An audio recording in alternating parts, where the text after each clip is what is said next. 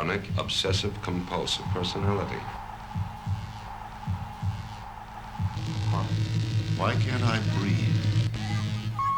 History very much used to be a history from above. It was about the landed classes, the ruling elites, the organisation and the hierarchies of society.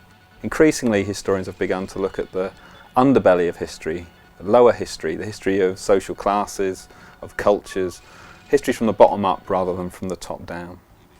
I'm Matthew Worley, and I'm interested in youth as a formative moment in people's lives, and also in youth cultures as contested spaces and learning spaces, really, which people can use in different ways. They can just be good fun, but they can also be very kind of important in developing people's identity and their understanding of the world around them.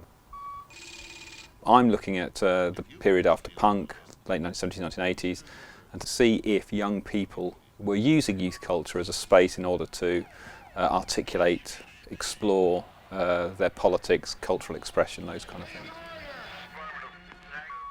Punk really emerges in 1976, a year that's known as being embodying the sense of crisis and decline that characterises the 1970s. And I'm interested in it up until 1984, because right from the outset, 1984 seems to loom as this moment, this Orwellian moment that punk is heading towards, from the No Future of Johnny Rotten's God Save the Queen, through the Clash's 1977, in which they count down to 1984, on into the 1980s, where bands like Crass begin to see 1984 and Margaret Thatcher as being the embodiment of some Orwellian big mother state.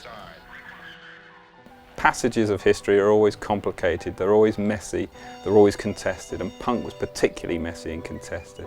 And what was important for it was it opened up a space that for a brief moment of time you heard these voices. They might have contradicted each other, they might have undermined each other, but ultimately they had something to say, and they were voices that you don't often hear in your traditional historical accounts.